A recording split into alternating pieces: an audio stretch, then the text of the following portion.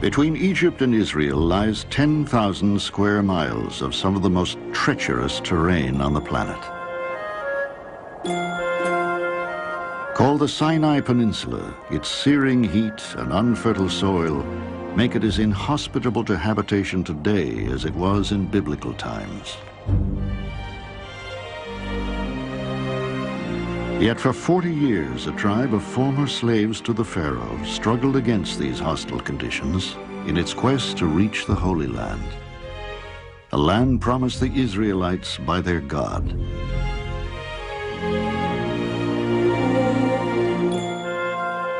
To assure the journey would succeed, however, their God demanded one condition be met. Would they live by his 10 commandments?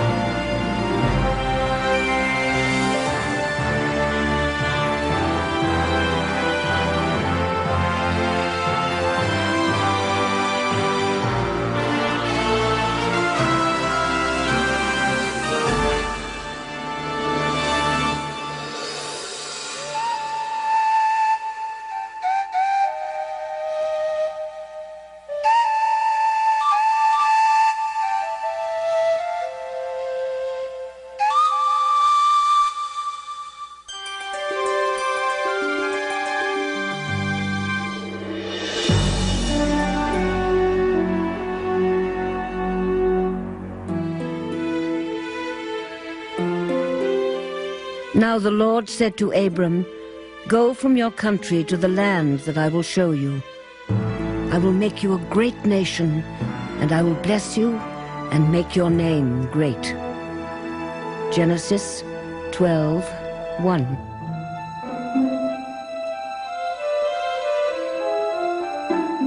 So God spoke to Abraham, thereby ordaining him patriarch of the Hebrew people.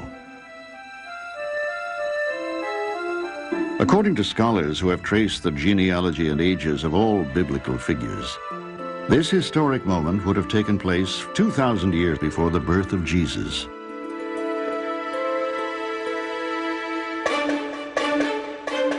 Yet 2,000 years later, no nation had been formed by the tribe of Abraham.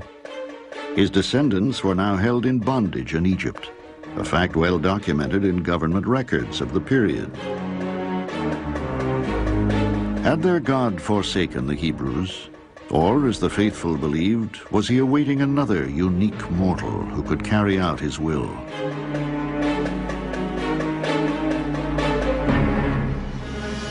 As a young man, Moses struck dead an Egyptian guard for beating a Hebrew slave and had to flee for his life. Years passed as he tended sheep in the land of Midian, hundreds of miles east of Egypt.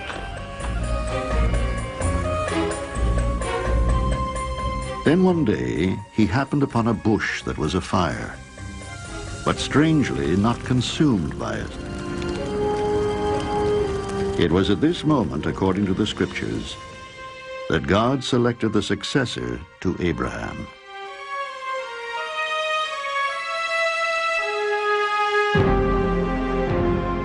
Then the Lord said, "I have observed the misery of my people who are in Egypt. I will send you to Pharaoh to bring my people, the Israelites, out of Egypt." Exodus 3:7.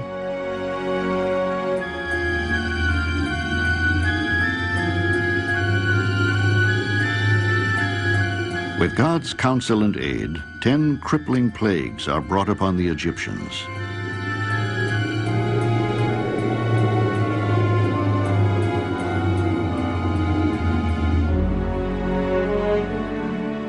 Moses then is able to lead an unarmed people away from a mighty military force, bringing them to safety.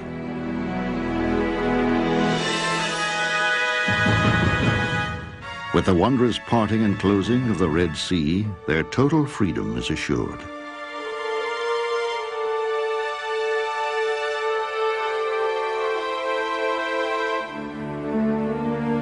The Bible records their number at 600,000, and while not all were Hebrews, all now willingly fall under the leadership of Moses.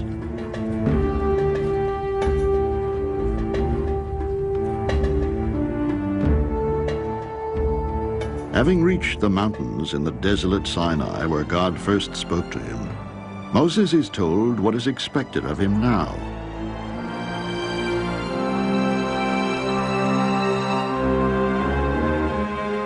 Now, if you obey my voice and keep my covenant, you shall be my treasured possession out of all the peoples. Exodus 19:5.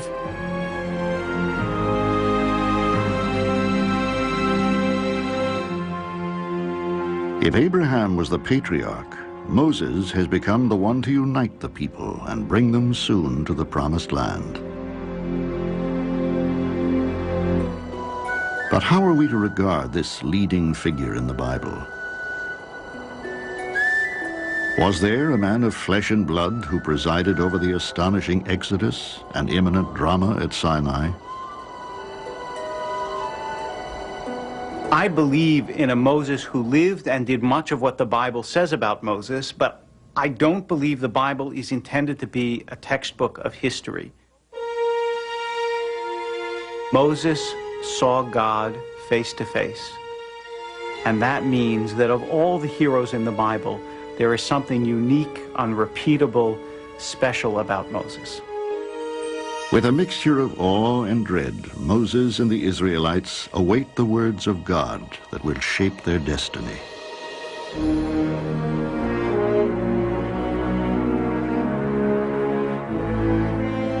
Now Mount Sinai was wrapped in smoke, because the Lord had descended upon it in fire, while the whole mountain shook violently.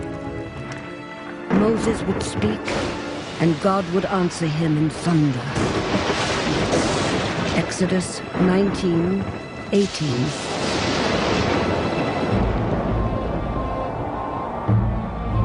In a setting rich with mystery and ambiguity, the Ten Commandments are first delivered by God. Contrary to popular notion, Moses had not ascended Sinai. Along with the Israelites, he had received God's word at the base of the mountain.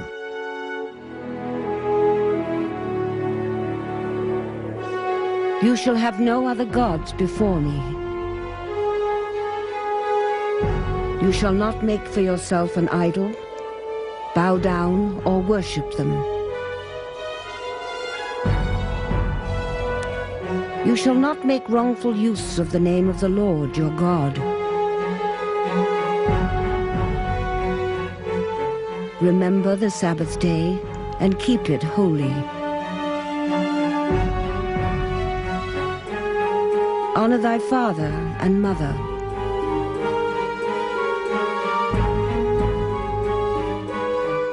You shall not kill. You shall not commit adultery. You shall not steal. You shall not bear false witness against your neighbor. You shall not covet your neighbor's house or anything belonging to your neighbor. Exodus 20:2.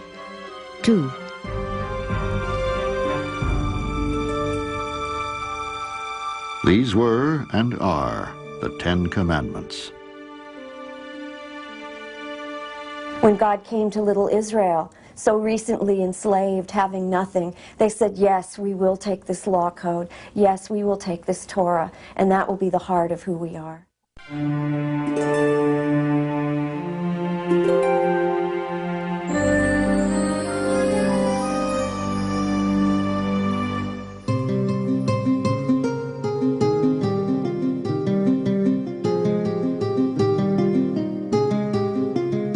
In the 3,500 years since Moses led his people to Mount Sinai to receive the Ten Commandments, no tangible evidence has been uncovered indicating upon which mountain rising from this blistering hot desert the historical biblical drama unfolded.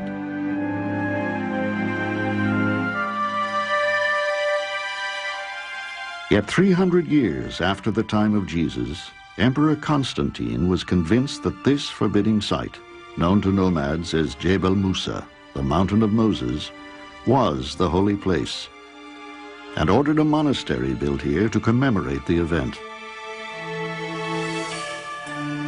It is known as St. Catherine's.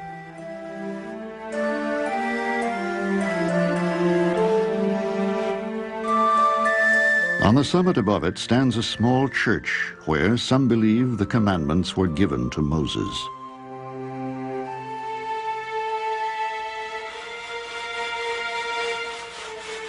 However, archaeologists have failed to find any evidence that an ancient people ever stopped here, or, as the Bible also indicates, spent 40 years wandering about this barren wilderness itself. Despite the absence of proof, Jews, Christians, and Muslims alike do not question the authenticity of the tale told in the Scriptures.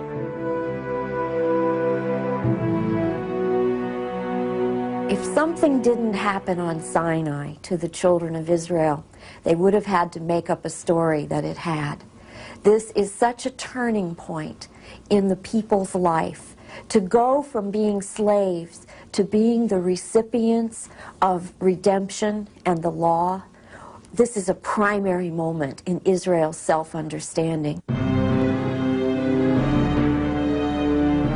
The people may have heard God proclaiming the Ten Commandments at the base of Mount Sinai, but the thunder and lightning obscured their full meaning.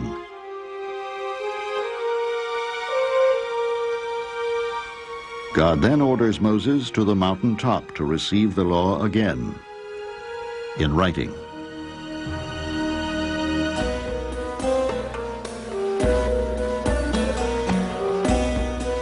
The Israelites were very familiar with the Code of Hammurabi, the sophisticated set of laws by which the pharaohs ruled, as well as the legal systems of other Near East societies. Much of human behavior considered base in the commandments, murder, stealing, adultery, was also forbidden in those cultures.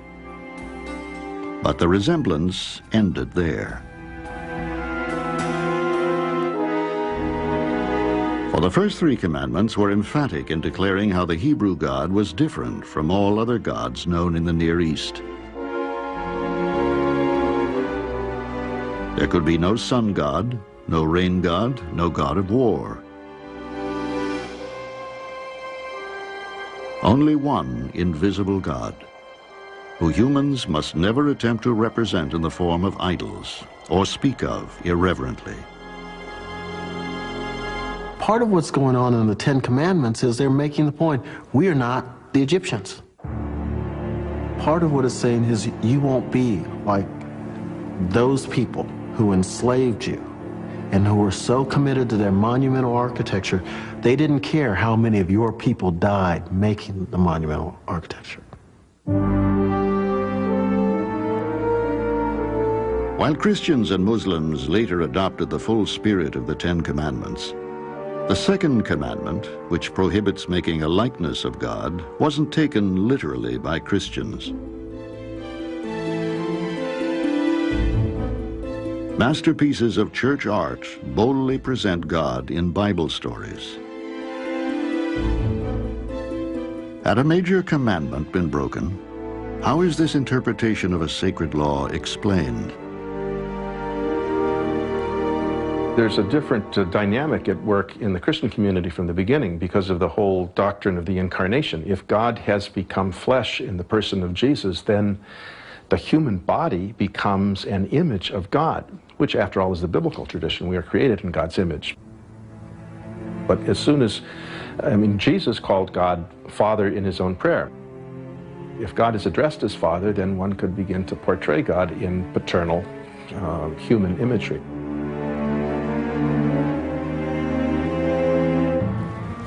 For those of the Jewish faith, however, no likeness of God was or is permitted. And while Moses would spend many days on Mount Sinai with God, the Bible offers no physical description of him. Nor during this period of divine instruction is there indication Moses saw him. He was at most a voice, a presence. When God finished speaking with Moses at Mount Sinai, he gave him the 2 tablets of the covenant, tablets of stone, written with the finger of God.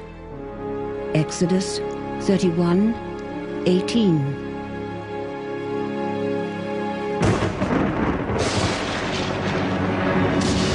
Then suddenly God is angered and orders Moses off the mountain.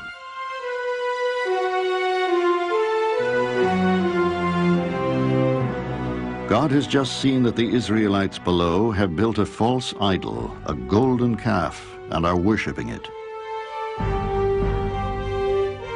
He threatens to destroy the entire community and have Moses begin a new nation alone. Thus begins an extraordinary sequence of events which continues to provoke theologians and scholars.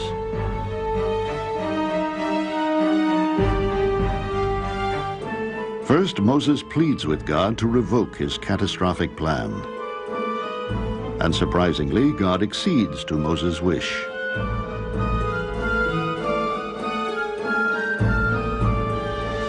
When Moses arrives on the scene and witnesses the flagrant idolatry himself, he also becomes incensed.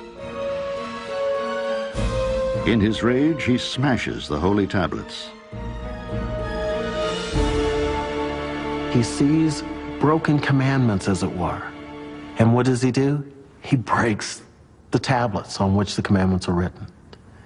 And so it is as if a certain brokenness evokes another brokenness. As if the chaos evokes the anger. What possessed Moses' people to defy the Lord? How could they worship a golden calf after all they had come to know of God?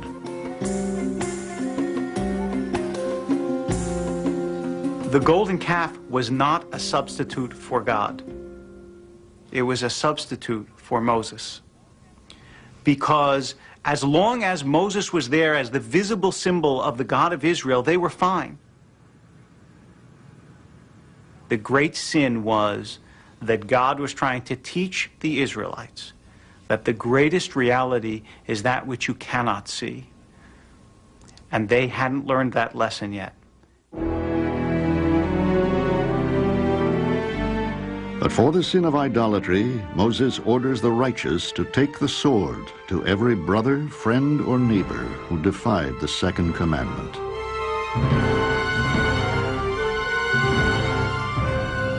The sons of Levi did as Moses commanded, and about 3,000 people fell on that day. Exodus 32:28.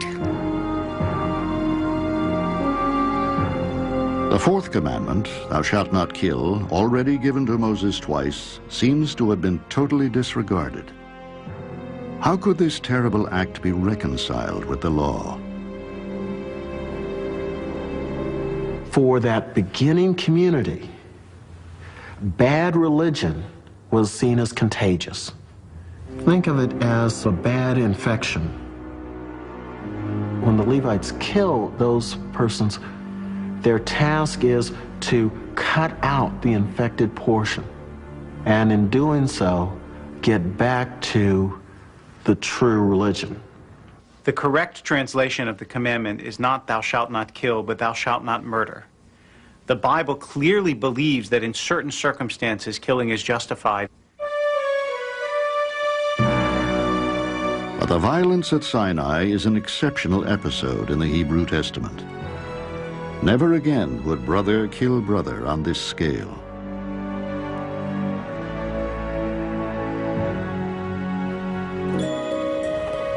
Moses makes a second journey to the mount to find that God has forgiven the Israelites for their transgression.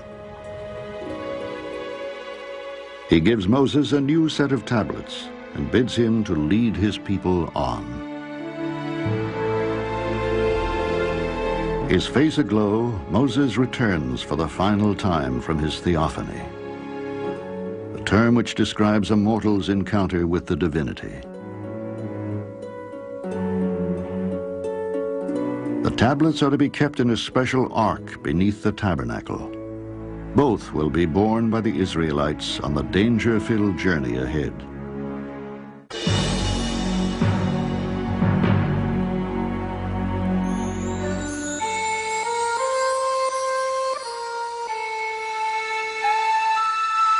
Of all the mysteries of the Bible, perhaps none is more intriguing than why the laws governing a new nation would be handed down in the midst of the menacing Sinai, a remote region that seems inimical to life itself, rather than a settled community's temple or court. I believe the law was given in the wilderness because the wilderness is where we live. You don't need a law in paradise. You need a law to help us navigate through the wilderness. Nobody knows where Sinai is. Perhaps that was intentional because we're not supposed to worship a mountain. We're supposed to worship what happened there. We don't know the place, but we have the message. While each commandment carried a religious or moral message, many were also considered revolutionary for the ancient time, perhaps none more so than the fourth.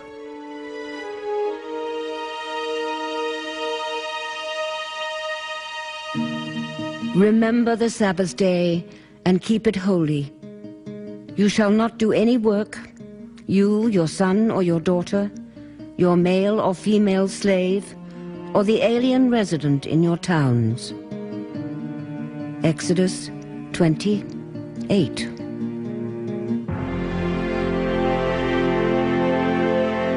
Prior to the encounter of Moses with God at Sinai, a weekly day of rest was unheard of in any Near East culture. Now, a holy law decreed that everyone, including slaves, was to respect the commandment.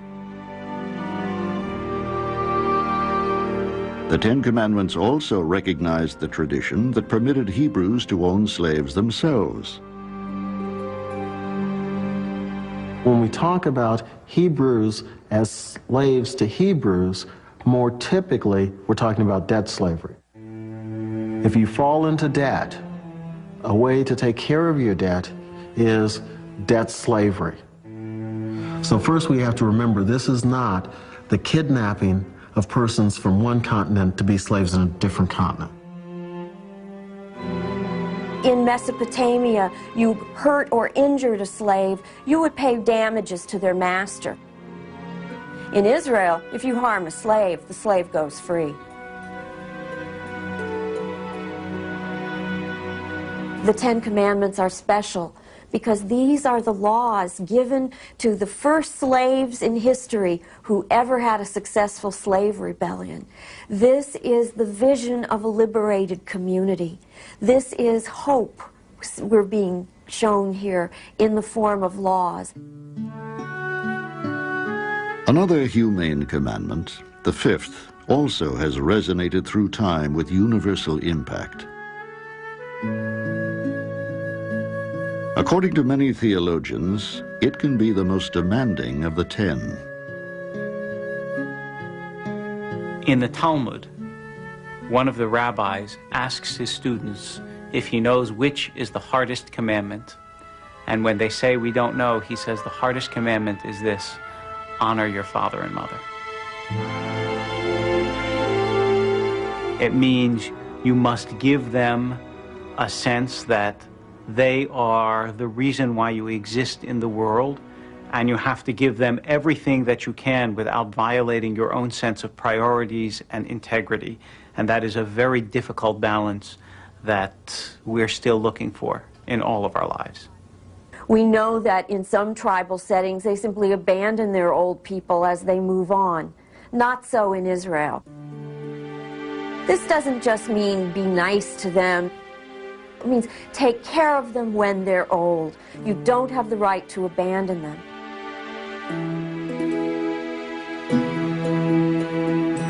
Most of the Ten Commandments given Moses are bluntly stated. Honor your father and mother. You shall not steal. You shall not bear false witness against your neighbor.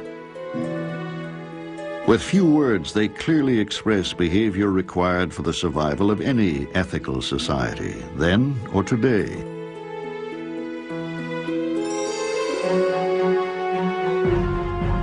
But there appears to be a striking omission in the presentation of these laws. There is no mention of punishment for their violation.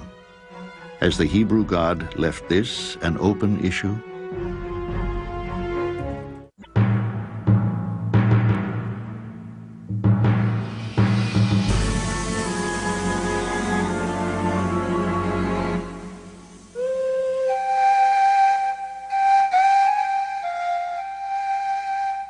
If the vast, foreboding landscape of the Sinai has yet to yield clues, much less proof, to support the book of Exodus' account of the Ten Commandments, Israel itself has been much kinder to scholars and archaeologists who seek to verify the story.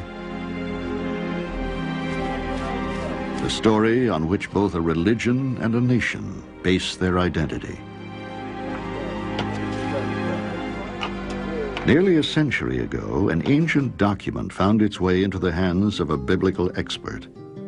This became known as the Nash Papyrus. It eventually was authenticated as dating to the 2nd century before Jesus. In it, indications are given that the Ten Commandments were recited in the Second Temple as part of daily prayer. The papyrus thus became the first tangible evidence to corroborate the Scripture's story of Sinai.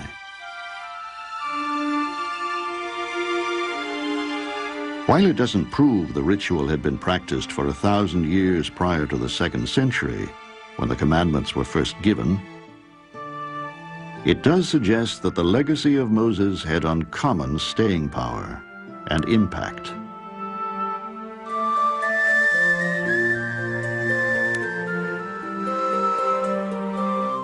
Specific information regarding the 40 years the Israelites spent in the Sinai so far has eluded investigators.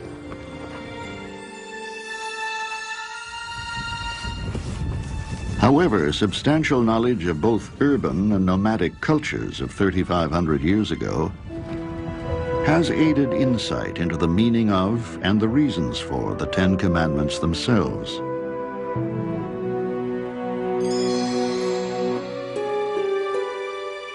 The law against adultery was not based on moral principle alone, as it is today. Adultery is the coupling with another man's wife. It is directed towards the man as the primary personality whom the law addresses. It does not cover a girl who has not been betrothed or married. That would be fornication.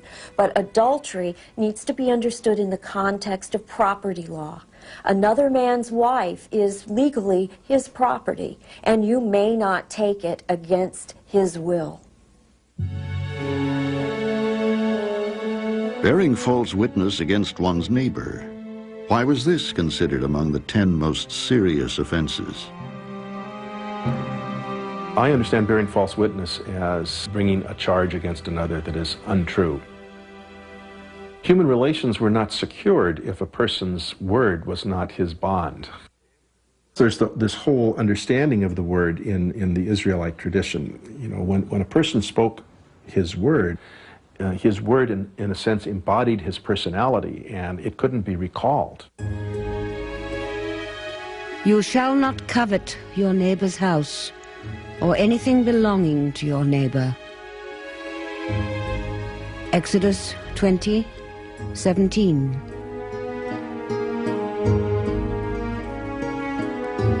The 10th commandment is considered by many the most provocative of all that were received by Moses and the Israelites. No other dealt with what one thought, what was most likely in one's subconscious. There was the assumption that if you coveted in your head, what happened in your head would move to your hands. And so coveting, while we might think of it as an obscure law that really we can't deal with because it's in our heads, is one of the most important of the Ten Commandments. Because once you start wanting what somebody else has, and that somebody else is someone who's in your group, then you quit being a group. Adultery, bearing false witness, coveting what your neighbor has, all sins in the eyes of a God whose commands have been given for posterity. But no punishments are proscribed if his directives are ignored. How can they be laws if there are no consequences for those who break them?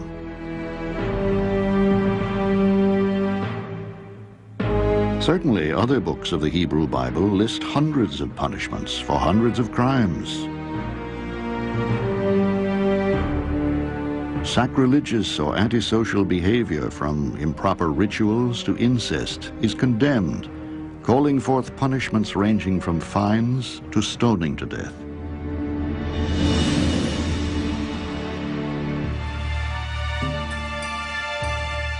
Yet in this covenant God made with the Israelites regarding a fundamental code of behavior, there is no mention of retribution for those who fail to obey. Biblical scholars differ in their understanding of this puzzling question. It is not a list of laws that some civil or religious authority is meant to go out and enforce.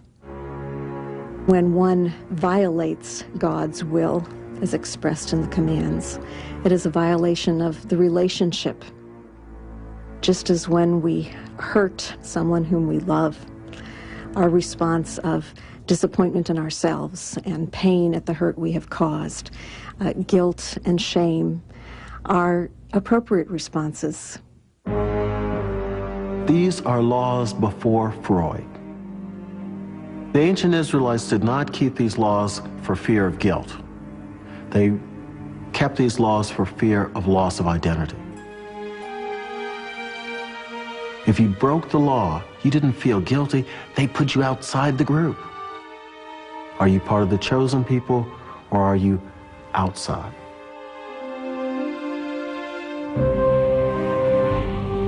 Among the countless mysteries of the Bible, one that continues to perplex scholars is why Moses chooses to repeat the commandments aloud just as he brings his people within sight of the promised land.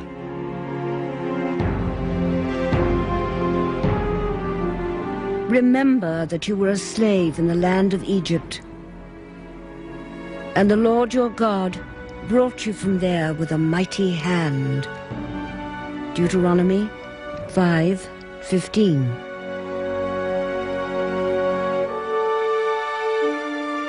This thought, now expressed by Moses when he quotes the fourth commandment, does not appear in the text of the book of Exodus. Is the integrity of the commandments somehow affected by this and other similar discrepancies? There is a school of thought that says that Moses was repeating God's words in Deuteronomy from memory. So even though he made some minor modifications, he was giving the gist of what he understood God to be saying, which perhaps is a good lesson, that even though the Word of God is sacred, each human being will bring to it his or her own interpretation.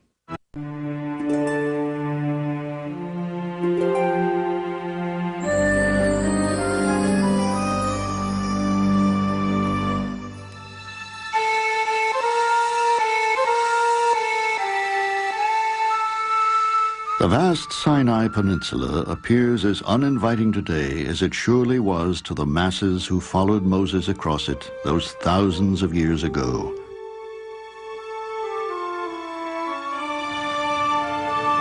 Finally, after a long, tortuous journey, he brought them to within sight of the promised land.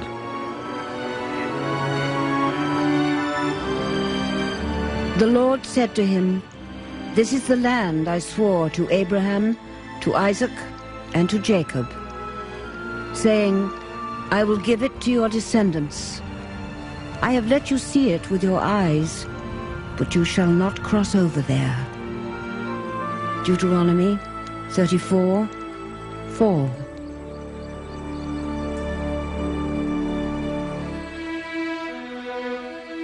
Moses then dies. During his long life, he led his people out of bondage in Egypt and delivered them to the Holy Land. Yet he had also murdered and disobeyed God in other ways. Why was such an imperfect man chosen by God to create a new nation?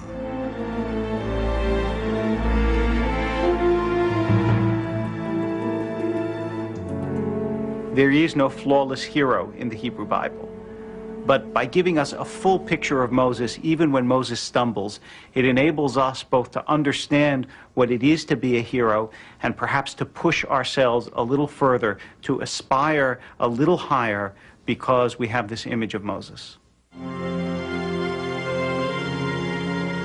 We also have the remarkable legacy of Moses in the form of the first 5 books of the Bible. While most scholars are convinced the books themselves were first written down centuries later by temple priests, they also believe key events, such as the issuing of the 10 Commandments, could be based on historical truth. And what of the tablets Moses brought down from the mount? Did they actually exist? Was an ark built for them? Was it carried by the Israelites through the desert wilderness for 40 years? According to later books of the Bible, yes.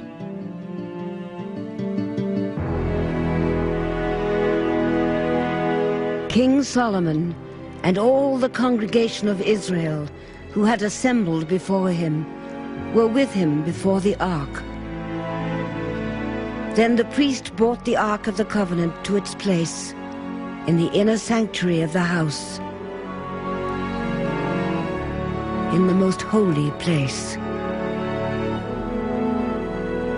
1 Kings 8:5. Archaeological evidence exists that King Solomon, 1,000 years before Jesus, built a great temple in Jerusalem. This commentary in the scriptures, although most likely written much later, lends credence to there once being such a sacred vessel. Writing laws in stone was also a known practice of the period, suggesting tablets with 10 commands could be kept inside.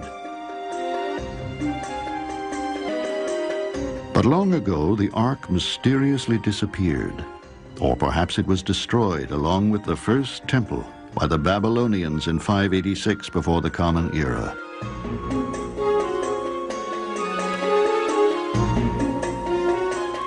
As testament both to the power of the idea of the 10 Commandments and the human imagination, the quest has never ended to find the sacred Ark of the Covenant.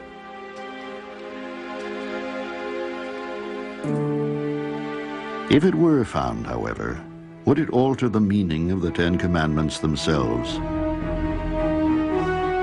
More to the point, perhaps, is how these 10 laws, first set down thousands of years ago, continue to influence our lives.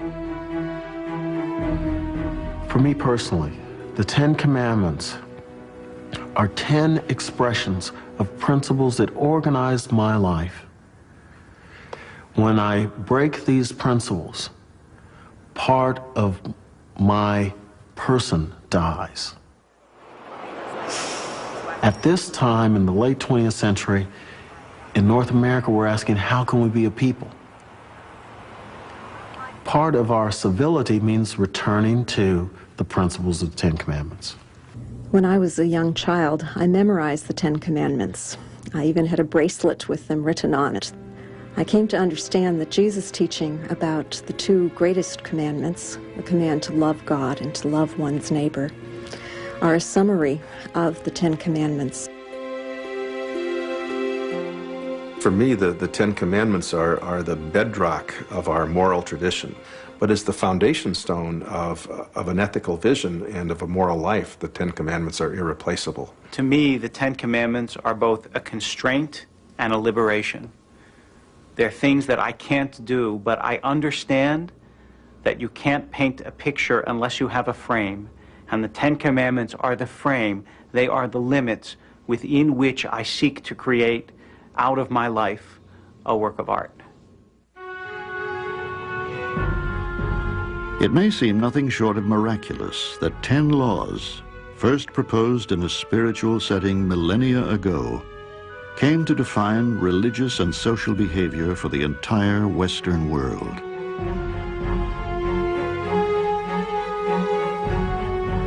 Perhaps the most intriguing question to be asked of the Bible's most influential tale: what would our world be like today if Moses had not received those 10 Commandments?